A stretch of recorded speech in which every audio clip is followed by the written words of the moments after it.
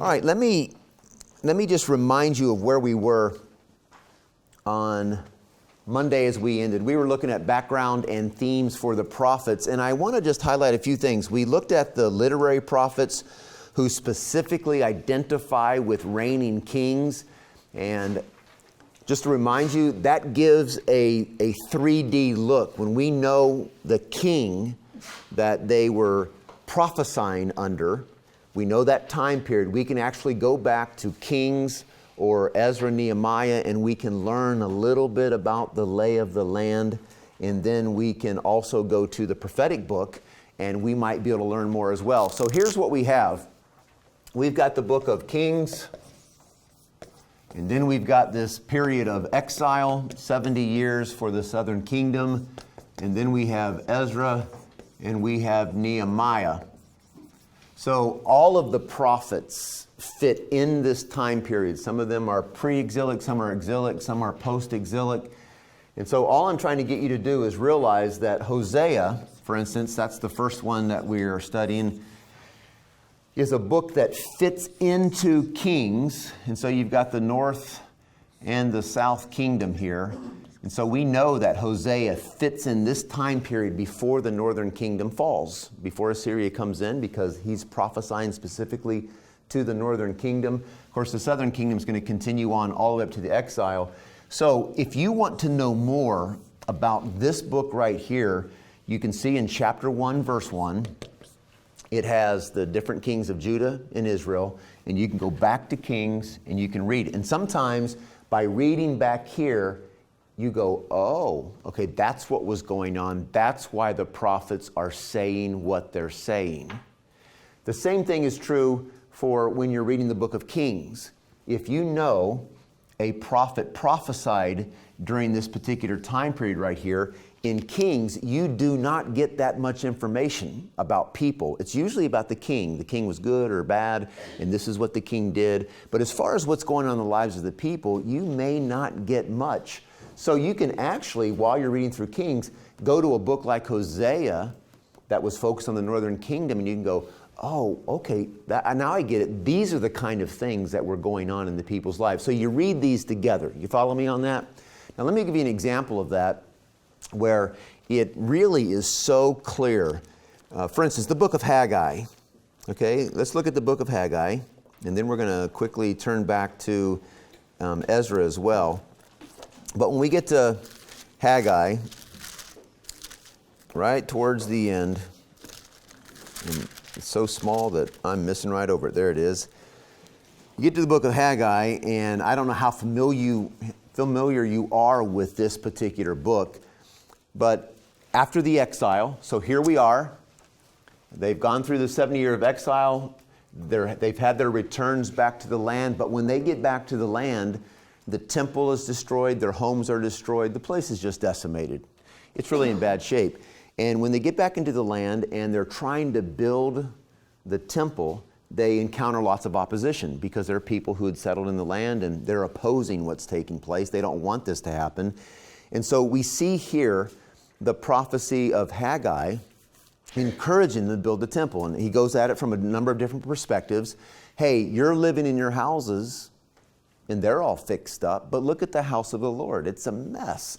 In other words, they've had time to get settled into the land, but the house of the Lord is still not built at that point, again, because of the opposition. And so we can read about what happens here, and it's an incredible prophecy that takes place. But then, now go back to the book of Ezra.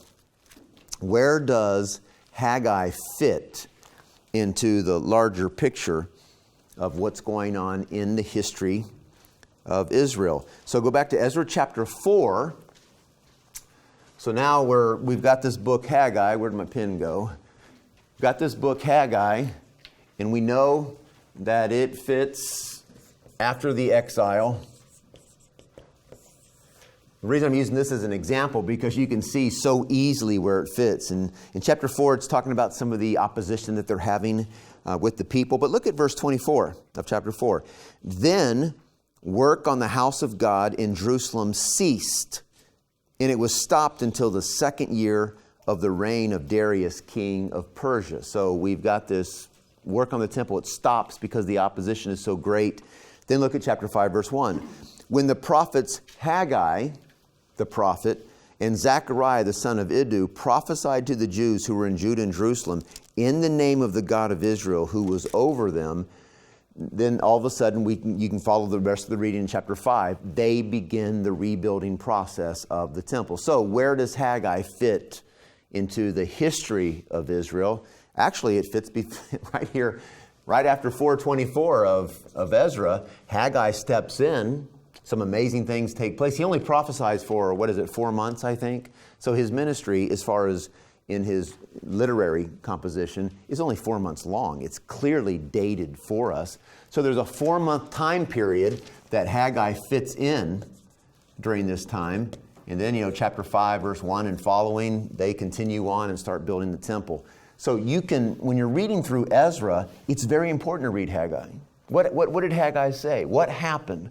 What did he preach that encouraged these people to start building the temple again? And you see that exactly in the book. Now, Haggai no doubt had other sermons that he might have proclaimed.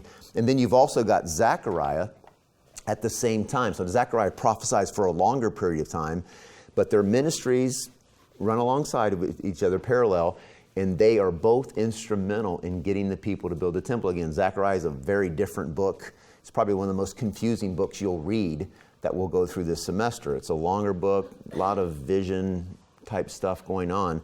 Haggai is much more clear, easy to understand, and is a lot of fun to work through. Okay, so that's the background. You've got that on those pages in your notes. And then the very next section was the literary prophets who are specifically identified in the historical and other books. And right at the end of class, I was just telling you that I began that study and I really never completed it. The prophets are mentioned more times than just you have in this list right here. I needed to complete this at some point in time. I haven't. There are names that are the same as some of these prophets. And so that's where you have to do a lot of work to figure out, all right, is this actually the prophet or someone else named by this same name? And we'll talk about that some along the way as we look at each one of the books when we look at who the author is.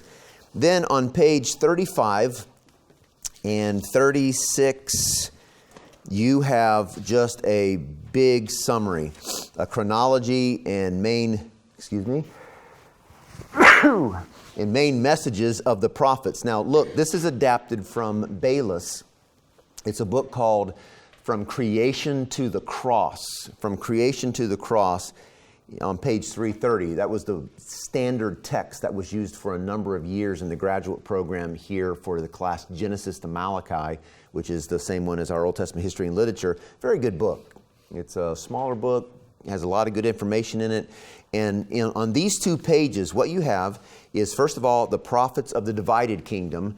And so whenever we talk about the prophets of the divided kingdom, we're talking about the northern and the southern kingdom. Back here, that would be pre-exilic. So the prophets of the divided kingdom. And then the second category that he has is prophets of the solitary kingdom. So that's back in the same place. Those would be pre-exilic because the Assyrians come in and take the northern kingdom in exile, but the southern kingdom continues on. So now you just have the southern kingdom, and that's where you get a lot of prophecy during that time. The Lord is preserving the southern kingdom. Why? Messiah is going to come out of the southern kingdom. So there's a particular focus, especially in prophetic literature, concerning that. And then finally, the third category he has is the prophets of the return from Babylon. And so those would be post-exilic. And on these 2 pages, it's simply, you have a theme, an overall main message that's provided. Then it also lists the king or kings under which this prophet prophesied. And then you actually have the passage of Scripture that it connects with back in 1st, 2nd Kings or Ezra, Nehemiah. And it will also give you some options too.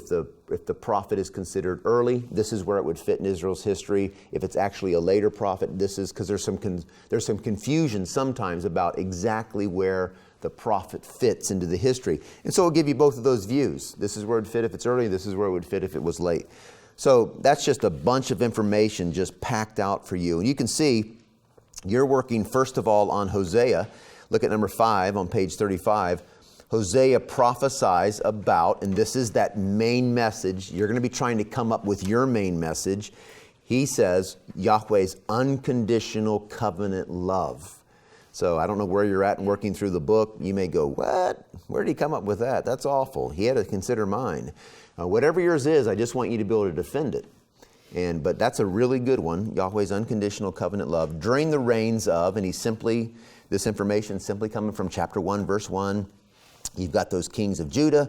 You've got Jeroboam, the king of Israel as well. It shows you where it fits into 2 Kings, and it gives you the years during which Hosea had a prophetic ministry. So this is a lot of information and very, very helpful.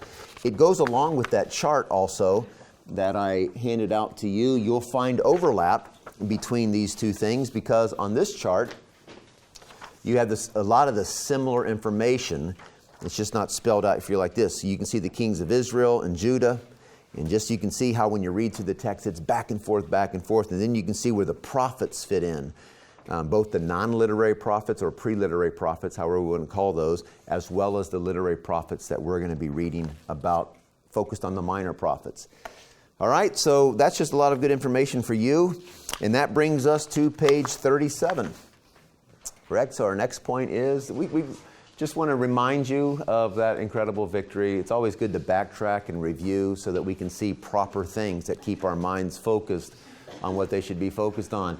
Theme, Day of the Lord. Now, this is a term that you are going to see a number of times when you read through the prophets. You'll see, a day is coming, near is the day. You'll see Day of the Lord. And sometimes, the Day of the Lord will be some incredible, if we use Brent Sandy's terminology, this cataclysmic language, or even this fantastic language of blessing that's there.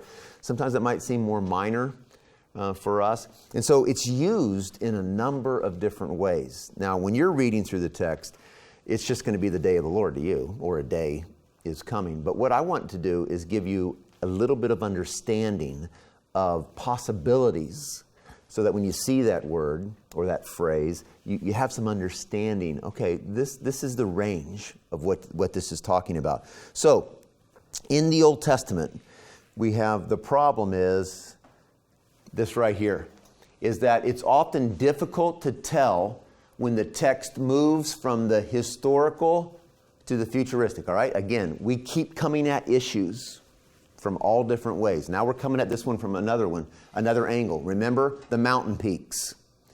And so when the prophet is addressing a situation, what is his primary concern for the prophet? What is his primary concern? This is a question. Yes? The current situation, the immediate situation.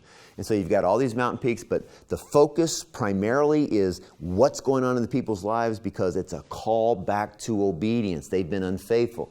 So it's hard to tell when you're reading in the text what's going on exactly. And what Brent Sandy was trying to get at in his article or his paper that he presented at ETS was when you've got these 4 mountain peaks, it's not even clear what the prophet understood completely about what was going on. So when is the prophet moving from historical to futuristic? And again, this is from our perspective of this futuristic. In the prophets, one must remember that both events, both the historical and the future, again, from our perspective. So we're talking about it from a time period that's after Christ. You follow me on this? This is what I mean by our perspective. What is still future to us? Because there's a lot that they were talking about that was future, but it's already come to pass. So from our perspective, so what could be historical to us was still future to them, is what I'm saying there. Therefore, sometimes the elements of the historical and the future are seen as one, and that's that telescopic effect again. We don't know fully what the prophet understood from their perspective about what was immediate and what was more future. It's very difficult. Now, in the fullness of time, having understood Scripture, we really get a deeper understanding. For instance, in Joel chapter 2, it's going to talk about these days that are coming where the Spirit is going to be poured out on all mankind. Well, when we're talking from a Joel perspective, well, what does that mean? Is this something that is about to happen? When is this going to take place?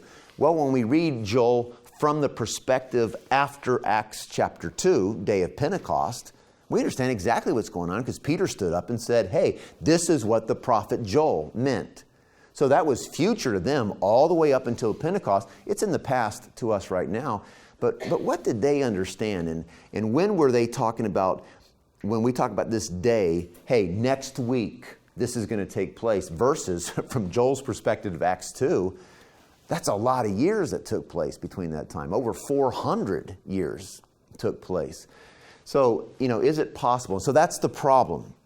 We aren't always certain exactly how to perceive, how to understand what we're looking at in the text.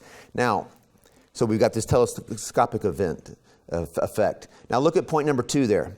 Note, this study is intended to be suggestive, not exhaustive. And what I mean by that, I'm just trying to bring you into the discussion so that you can understand a little bit about what's going on with the day of the Lord. The day of the Lord, and you can see the abbreviation there, DOL, does not always refer to that, and I think I have this on slide here too. Is this the one? No, that's not the one yet. So we'll just fill in these blanks. The day of the Lord does not always refer to that ultimate judgment. Okay, that's what goes in that blank right there. It does not always refer to that ultimate judgment. In other words, that cataclysmic day, that end of time. When we think about the book of Revelation, it doesn't always refer to that kind of time, that ultimate day, which would bring restoration to the people of Israel. Actually, there are a number of uses of the term or similar terminology that could be taken to suggest that there were a number of days of the Lord in the Old Testament. So just trying to bring a perspective there, that day of the Lord is not something ultimate all the time. There are times when the Lord meets His people or meets the people of the earth in a very powerful, cataclysmic kind of way that's different than that ultimate way that He might in the end. So when you look at Amos chapter 5, you see there it's the fall of Samaria. So that's a day of the Lord. That's where Israel met their Maker, and they had to deal with something catastrophic. Their nation fell, and they're taken into exile by the Assyrians, really never to be heard from again. Isaiah chapter 2, in 22, we have the fall of Judah. That's the southern kingdom. That's a day when they met their Maker. God showed up in a powerful way, and they were taken into exile as a result. Zephaniah 1 also speaks of the fall of Judah. Ezekiel 7 and 13. You can even look at passages like Lamentations 1, which is specifically looking at that fall of Jerusalem and lamenting over that. Well, that's a day of the Lord. And Lamentations is lamenting this encounter with God that brought about this kind of effect.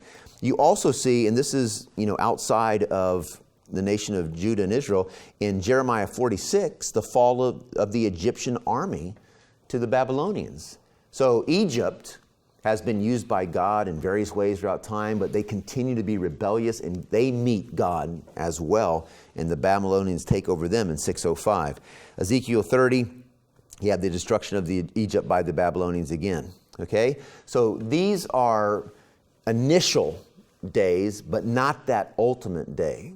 And the way I like to think about it, I think it's helpful, is to think in terms of little d, day of the Lord, and then you've got the big D, day of the Lord. The big D would be that ultimate day where everything is moving toward that day. But there's going to be days along the way where the Lord meets His people in a very powerful way. Now, point B there is what's up here. However, there are many uses in the Old Testament that fall into the same category as Joel 2, 28, 31, 321, the one I was just referencing earlier, Day of Pentecost. The exact chronology is not given, but it's clear that there is a great day of the Lord coming which will consummate history and bring the promises of blessing to Israel unto ultimate fruition at the expense of the rebellious and oppressive nations. So there is a day coming. So in Joel 2, I was talking about the Spirit being poured out And that day that's going to come, Joel 2 is a fascinating passage because we get to see the whole thing as far as telescopic event. You've got the immediate situation, what's going on in Joel. And then you've got this time of Christ, the church, the Spirit being poured out on all humanity. But then Joel 2 goes on and talks about this other, after this.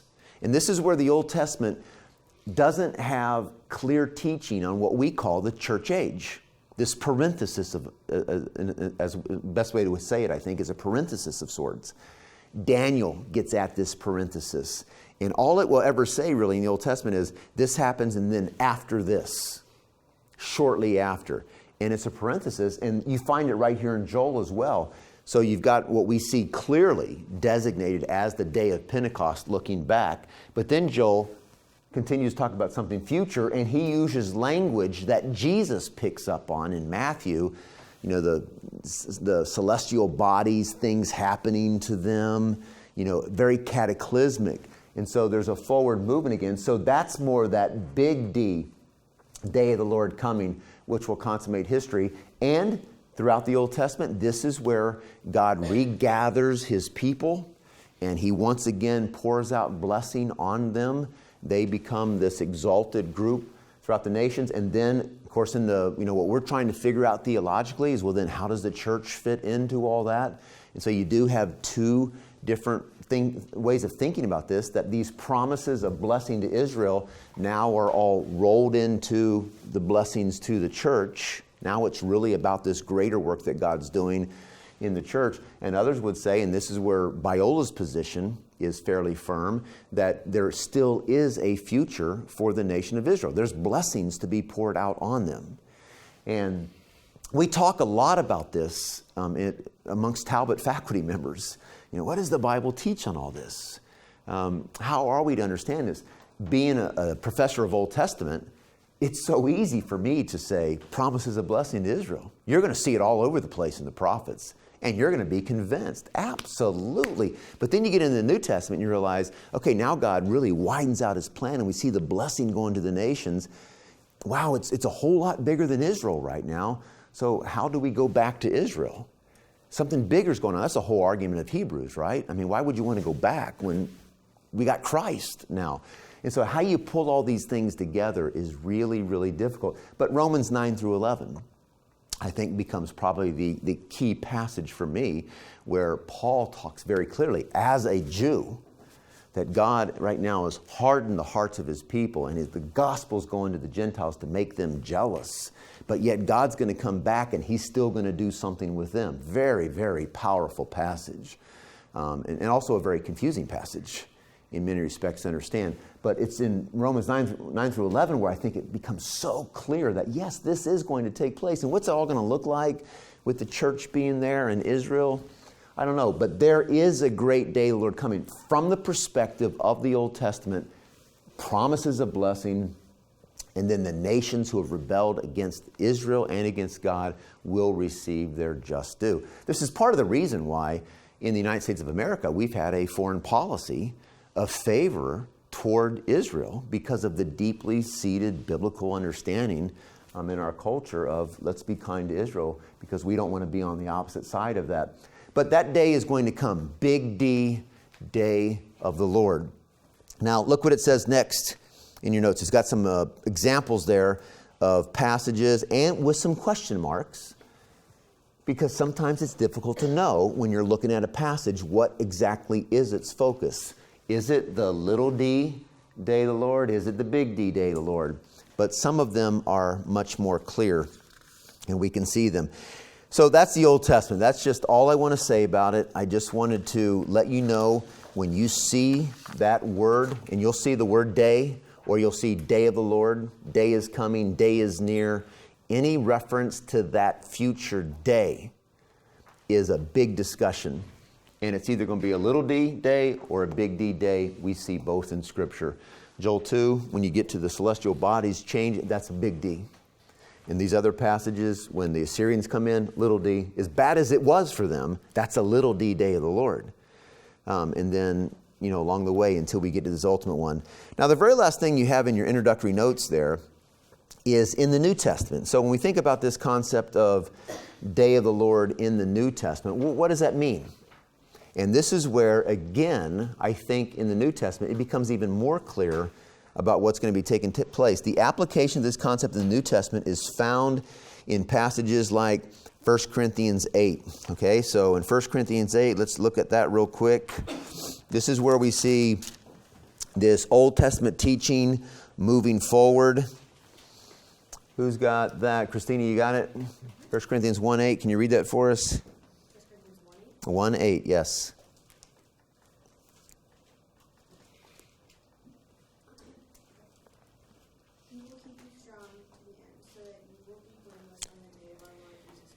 Okay, so there's encouragement there to continue on because this day is coming. And so Paul has a perspective towards that day. Let's flip over to 2 Thessalonians chapter 2.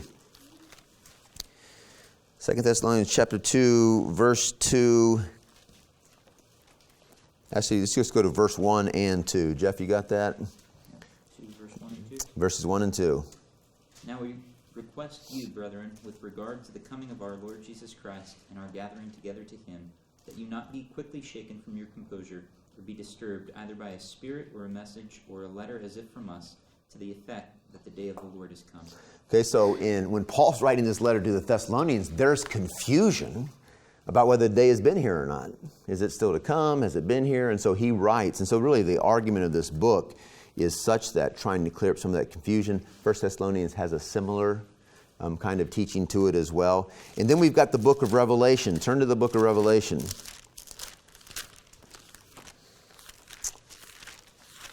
This is a book that is full, isn't it?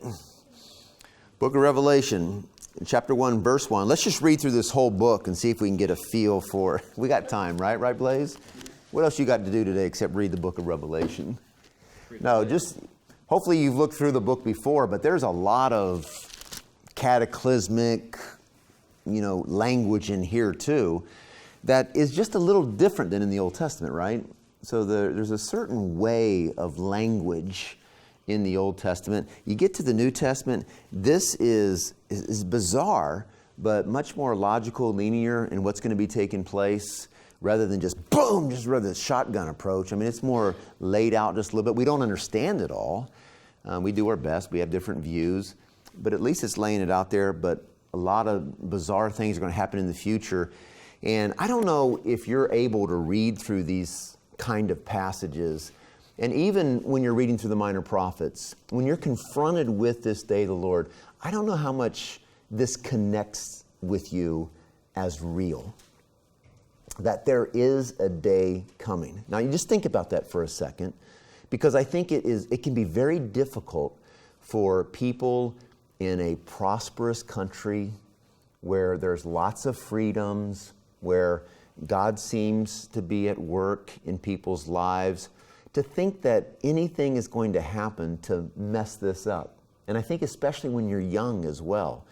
Life is just going to continue on. Life is going to be good. But these passages really are intended to have a sobering effect on us. That's what Paul's trying to say in 1 Corinthians 1:8. You need to hang in there and have a life of being blameless, living for the Lord. Why? Because there is a day that's coming. And so Jesus had a lot of teaching about this as well. The whole book of Revelation is about this. And the book of Revelation can be so, bizarre that there is just a total disconnect of how could this happen? I mean, what would this look like? We don't even have categories to think in. And then people do try to write about it. And it seems rather strange what they're writing. But this is a reality. And these kinds of passages in Scripture are intended to bring a sobriety to us in the way that we live. It's intended to use the words like Jesus used so oftentimes, is to wake up. Wake up just a little bit. Because everything is moving in a direction. God is on his throne. He will begin to move. He will act. He will reclaim the kingdom that is rightfully his. I mean, Satan's been loosed for a season. See, all this stuff can be a little bizarre to us. But But we've got to let it sink into our hearts and realize, okay, this really is what life is all about. It's about what God is doing in this world. And God is going to come to a place where every knee will bow, every tongue confess. Since that's really the point of it all, that's the way I want to live my life now. I want to bow now. I want to confess now. I want that to be the story of my life. Here lies Dave Talley. He bowed the knee and confessed the Lord. Wouldn't that be great? Wouldn't that be great? Come on, it'd be great. It'd be awesome to have that on your tombstone, grave, whatever. I tell my family, I just wanted to drop me off in the woods of Tennessee somewhere, up in the mountains, not Alabama, the mountains of Tennessee, Smoky Mountains. They don't come all the way down to Alabama, and I'd just rather be just dropped off by helicopter out there somewhere, and just wherever I landed and became food for whoever, animals, whatever. They don't like this idea. I don't need a tombstone at all. How do we get off on that when we're talking about the day of the Lord? We have to live with this kind of reality in mind. And so what are the prophets trying to do? They're trying to jerk Israel back to their senses, to live in light of their covenant relationship for the Lord. And so we start getting reminders, there's a day coming. There's a day coming where you will meet your Maker. That will happen. You will meet the one you are in covenant relationship with. That is going to take place. And so how we teach those kind of things in a way that emphasizes the grace and the faith and the transforming work of Christ, so you don't produce this legalism and this weird kind of fear, but yet there's an embracing of it, but yet a sober-mindedness about it all is really important for us. Okay? So theme of the day of the Lord, you're going to run into that throughout. Biola University offers a variety of biblically centered degree programs, ranging from business to ministry to the arts and sciences. Visit biola.edu to find out how Biola could make a difference in your life.